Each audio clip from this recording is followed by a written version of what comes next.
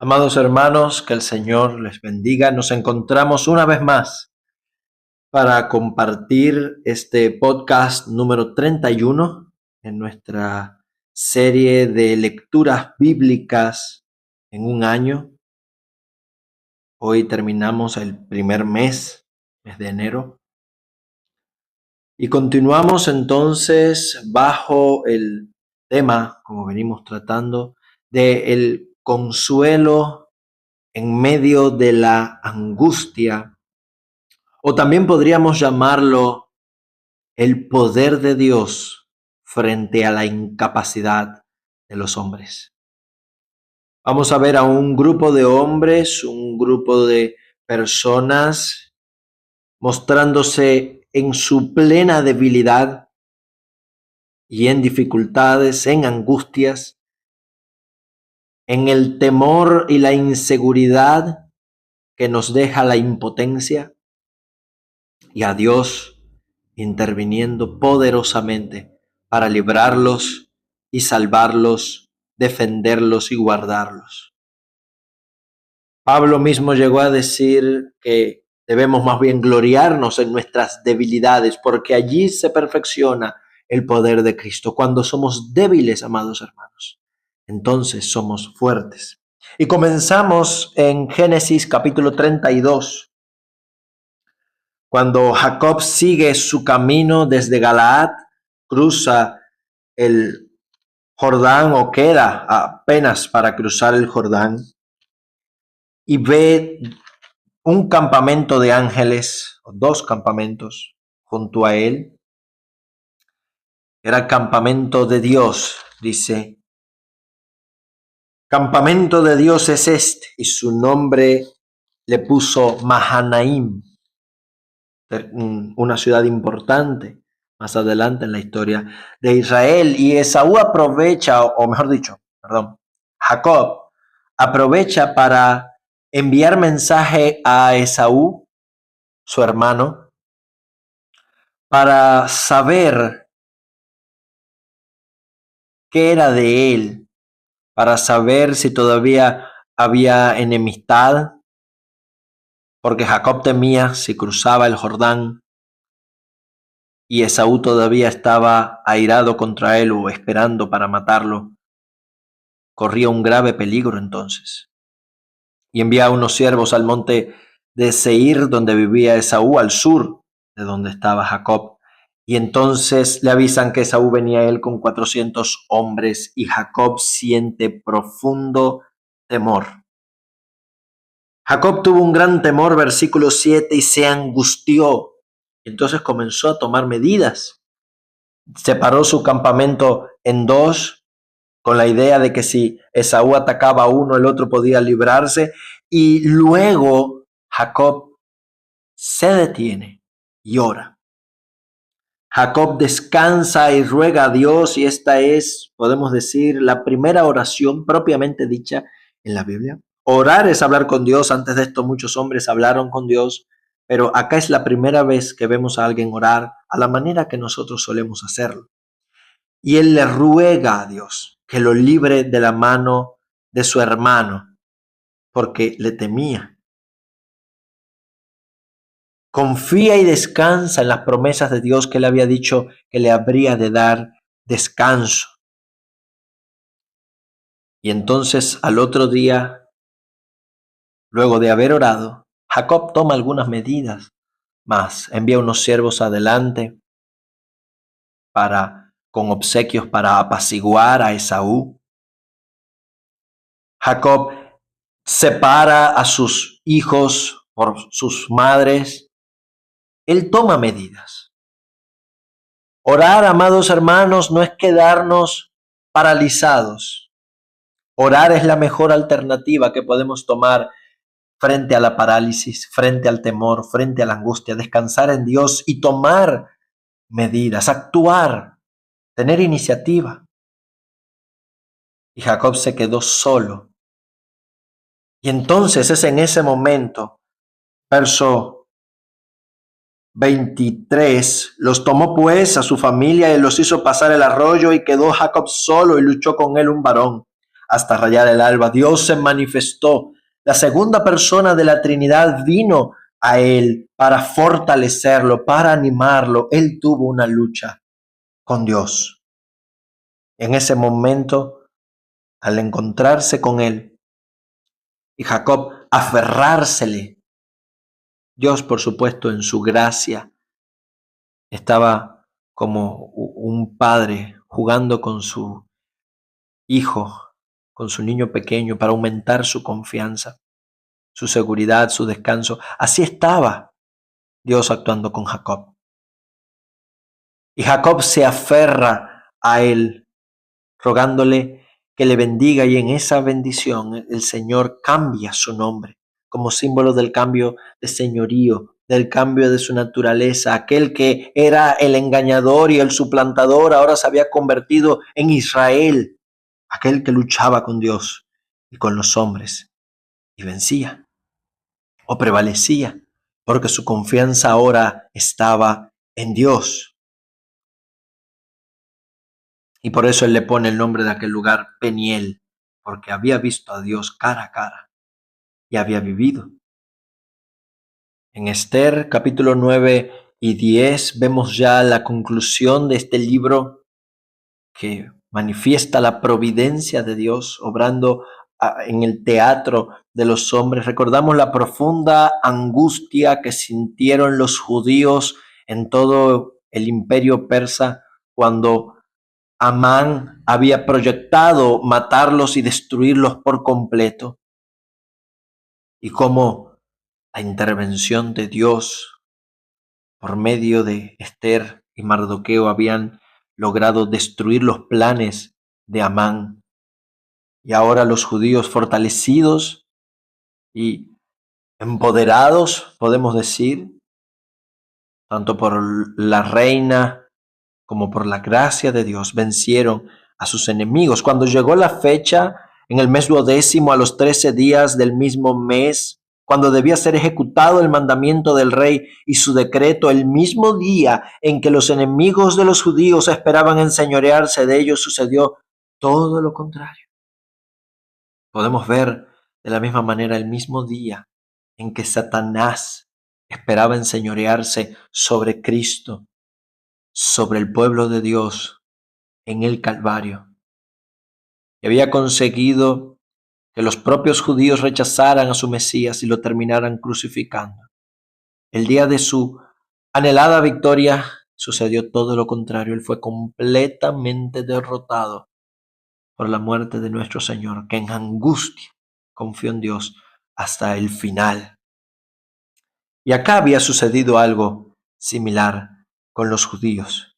Sus enemigos esperaban derrotarlos, esperaban enseñorearse, pero los judíos se enseñorearon de los que los aborrecían y se reunieron en sus ciudades en todas las provincias del rey Asuero para descargar su mano sobre los que habían procurado su mal, y nadie pudo resistir porque el temor de ellos había caído sobre todo el pueblo. Y todos los gobernadores del rey Asuero apoyaban a los judíos porque sobre ellos había caído el temor de Mardoqueo, aquel que se había humillado y ahora había sido exaltado y llegado a ser el segundo del reino. Y exterminaron a todos los enemigos del pueblo, aún a los 10 hijos de Amán y a toda su posteridad. Recordemos que Amán era amalecita y había una maldición de Dios sobre Amalek desde Éxodo capítulo 16.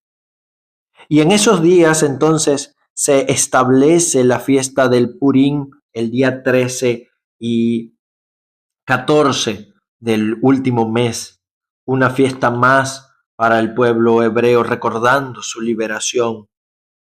Mardoqueo escribió todos esos datos ordenándoles que celebraran el día 14 del mes de Adar como días en los que los judíos tuvieron paz de sus enemigos, y como el mes que de tristeza se les cambió en alegría y de luto en día bueno, que lo hiciesen día de banquete y gozo, para enviar porciones cada uno a su vecino y dádivas a los pobres, una nueva fiesta para Israel. Y los judíos aceptaron, porque Amán, hijo de Hamedata, agageo, enemigo de todos los judíos, había ideado contra los judíos un plan para destruirlos y había echado suerte, para consumirlos y acabar con ellos. Mas cuando Ester vino a la presencia del rey, él ordenó por carta que el perverso designio de aquel que trazó contra los judíos recayera sobre su propia cabeza y que colgaran a él y a sus hijos en la horca. Por eso lo llamaron Purim, una fiesta para recordar cómo Dios vuelve los designios de los injustos y de los perversos y de todos aquellos que se levantan contra su pueblo, los vuelve contra su propia cabeza. Y cómo Dios libra poderosamente a su pueblo en medio de la angustia. Nuestro Dios es grande y fiel, amados hermanos. Y eso mismo vemos en Marcos capítulo 3. Cristo, el Dios encarnado, se manifiesta para librar a su pueblo en angustias bajo la falsa religión y tradición de los fariseos y de los ancianos, bajo una religión muerta, corrupta. Y comienza el capítulo 3 hablando del hombre de la mano seca, que fue sanado en un sábado contrario a la tradición, no a la ley de Moisés, sino a la tradición y a la religiosidad farisea. El Señor enseña que en el día de reposo es lícito hacer el bien. Y ahí sana entonces a este hombre de la mano seca. Y salidos los fariseos, tomaron consejo con los herodianos contra él para destruirle. La oposición de los malvados, y junto al mar de Galilea se reunió una gran multitud de Judea, Idumea, Jerusalén, Idumea, descendientes de Edom, del otro lado del Jordán, de los alrededores de Tiro y Sidón, oyendo cuántas grandes cosas hacía, y grandes multitudes vinieron a él, y allí los sanaba y los libraba de los espíritus inmundos y de todos los que tenían enfermedad.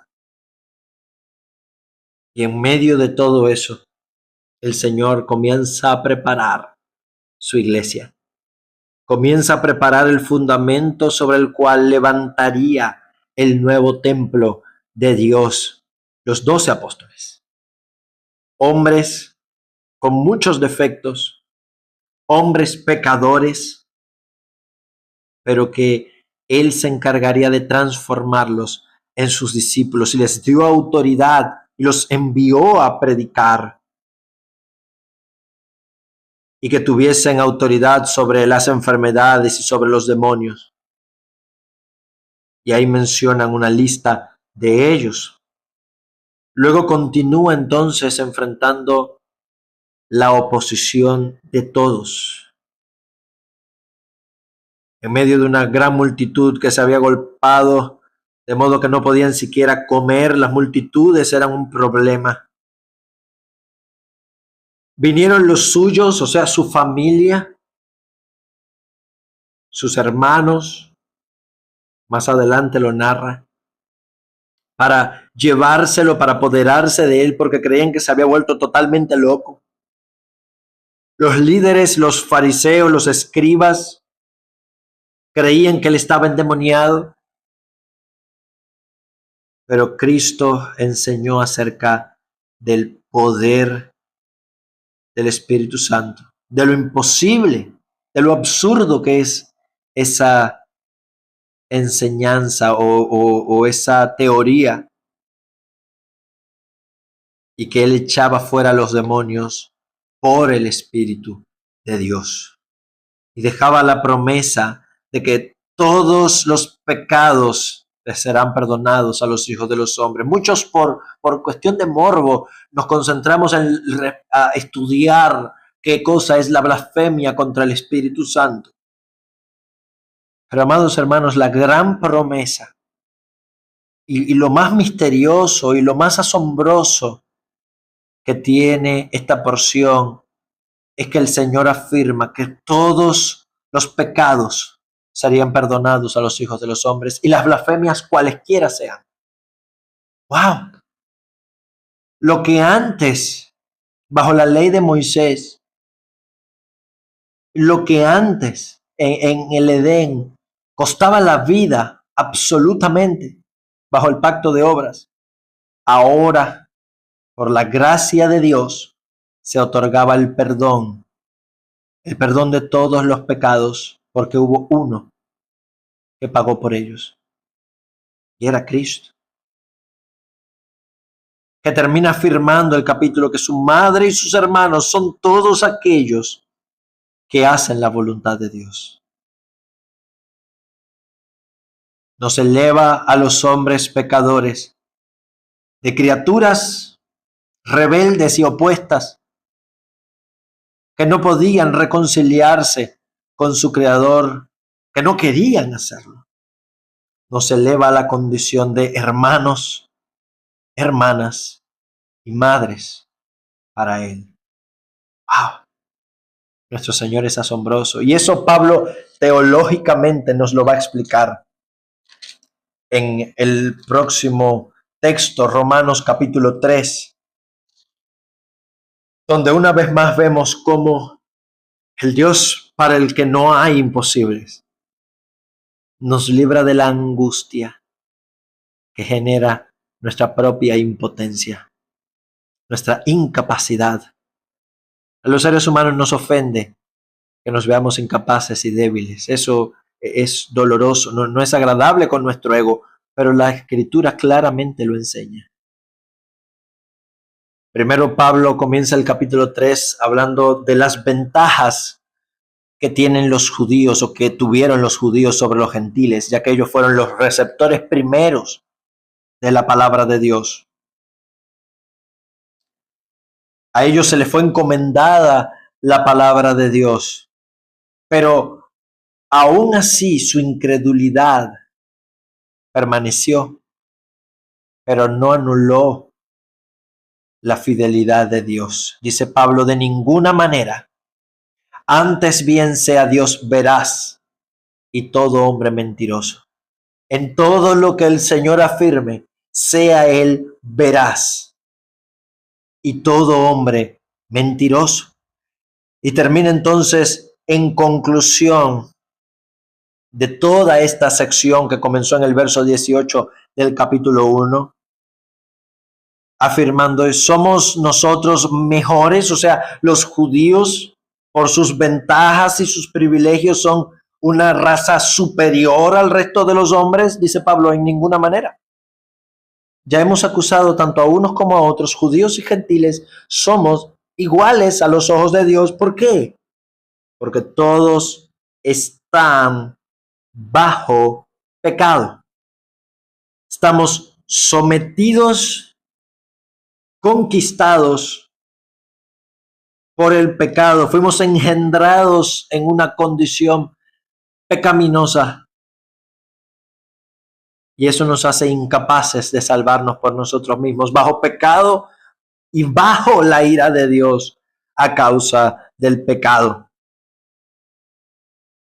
Ya le había hablado en el verso 18, que su ira se revela contra la impiedad y la injusticia de aquellos que con injusticia refrenan la verdad, los gentiles, pero que también su ira se revela contra aquellos que desprecian las riquezas de su bondad, ignorando que su benignidad nos guía al arrepentimiento, de aquellos que se mantienen duros y se niegan al arrepentimiento, atesoran ira, los judíos. Y Pablo comienza a demostrar cómo es el propósito de la Escritura, cómo la Escritura en su conjunto evidencia la incapacidad del hombre. No hay justo ni aun uno, no hay quien entienda verdaderamente su condición ni conozca a Dios, no hay quien busque a Dios naturalmente. Todos los seres humanos nos hemos desviado a una, nos hemos hecho inútiles, esto es vanos, sin capacidad de lograr cumplir el propósito por el cual Dios nos creó. No hay quien haga lo bueno, una sola cosa que pueda ser catalogada delante de Dios como buena o libre de pecado en lo absoluto, como buena o meritoria. Todos los actos humanos, aún los más dignos, aún los mejores que los hay, están manchados con el pecado. No hay ni siquiera uno. Y entonces argumenta los pecados de la lengua, verso 13, 14. Los pecados de nuestras acciones, verso 15 y 16. Y el resumen: no hay temor de Dios delante de nuestros ojos. Y ahora evidencia el propósito de la ley. La ley no fue hecha para salvar, sino para demostrar la condición caída. Por medio de la ley es el conocimiento del pecado, para que toda boca se cierre y todo el mundo quede condenado, para que nadie pueda justificarse delante de Dios. Para eso está la ley. Pero, y gloria al Señor, lo que para los hombres es imposible entonces, obedecer perfectamente la ley. Pero, aparte de la ley, pero Dios, en su gracia ahora nos provee de su justicia. Pablo vuelve a conectar con el verso 17 del capítulo 1. Ahora nos provee de su justicia perfecta, sin intermediación de la ley, sin la necesidad de obrar la ley, ni alcanzar ninguna obra, ni ningún mérito. Dios nos ofrece su justicia perfecta a través de la fe en Cristo. A todos los que creen, judíos y gentiles, porque no existe ninguna diferencia. Ya que por cuanto todos hemos pecado, estamos destituidos por nosotros mismos, estamos incapacitados para alcanzar la gloria de Dios y somos declarados justos, gloria al Señor, gratuitamente por la gracia de Dios, a través de la redención y de la compra que Cristo obró en la cruz. Él sí guardó perfectamente la ley, cumpliendo cada punto.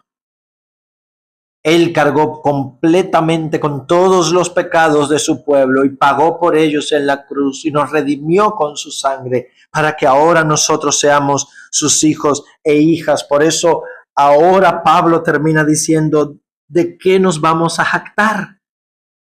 ¿De qué nos podemos enorgullecer?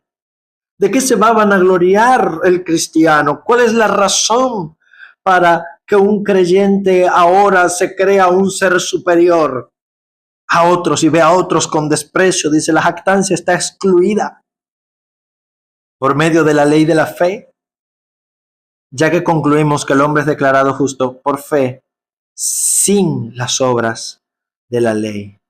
Dios es uno y Él justifica por la fe a los judíos y también justifica por la fe a los gentiles.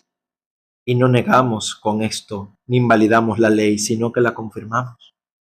La confirmamos porque la ley demanda muerte por su violación y Cristo murió.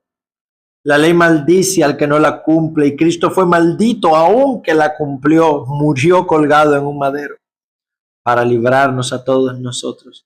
Las exigencias de la ley fueron cumplidas y confirmadas por el Evangelio. Oh, amados, lo que para nosotros era imposible, la verdadera angustia que debe pesar sobre todo ser humano, que es la ira de Dios sobre nosotros en esta vida, su maldición constante pesando sobre nuestras cabezas y la consumación de su ira en una condenación eterna por todos nuestros pecados. Dios nos ha librado, amados hermanos. Él nos ha consolado, Él nos ha bendecido, habiendo entregado a su Hijo a morir por nosotros. Gloria a nuestro Señor. Que el Señor les bendiga, amados hermanos.